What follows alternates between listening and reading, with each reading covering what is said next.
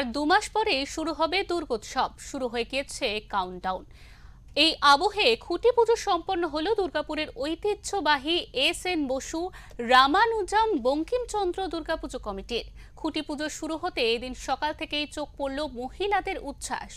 এলাকার মহিলাদের দ্বারা সম্পূর্ণরূপে পরিচালিত এই পুজো এইবারে পা দিল 49 বছরে। এই বছরের থিম যুদ্ধের অবসানে সবুজায়নের আহ্বান।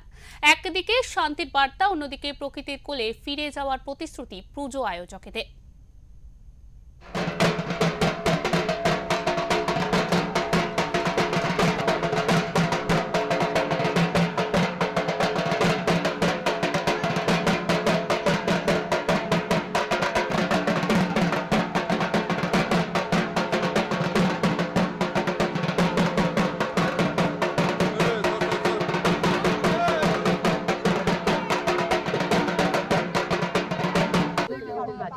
কি করতে চলেছেন আমাদের অনিমা বলে দিল যে আমাদের থিম সেই হিসেবে হবে না কিছু, কেন কি আমাদের এটা হচ্ছে একদম সাবেকি ঘরোয়া পুজো।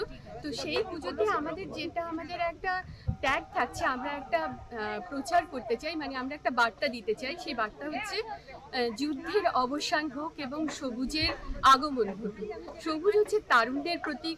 তারুণ্য যেন আমাদের মধ্যে থেকে হারিয়ে না যায় কোনো কিছুতেই, কোনোভাবেই যেন আমরা আমাদের নিজেদের সেই শৈশবকে, নিজেদের সেই উচ্ছলতাটাকে, নিজেদের সেই বেঁচে থাকার যে কারণ সেইটাকে যেন আমরা হারিয়ে না।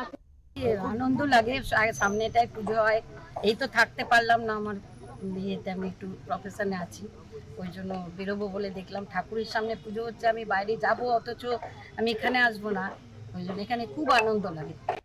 আমাদের থিম বলে সেরকম কিছু নেই, আমাদের ট্যাগলাইন হচ্ছে যুদ্ধ অবশেষে সবুজের আহ্বান। কত মানুষের সমাগম হয় পুজোর সময়? অনেক অনেক। আমাদের এখানে, আমি তো এখানে ছোটবেলা থেকে আছি, ছোটবেলা থেকে পুজোটা দেখছি। আগে কাকুরা করতো, কিন্তু এখন আমাদের তারপরে দাদারা করেছে, দাদাদের পরে এখন আমরা আমাদের পুরো পুজোটাই মহিলা পরিচালিত। তো পাশে দাদারা অবশ্যই থাকে। পুজোর দিনগুলোতে এখানে দিনগুলোতে আমরা সব সময় সকাল 6টা থেকে রাত 10টা পর্যন্ত আমরা থাকি।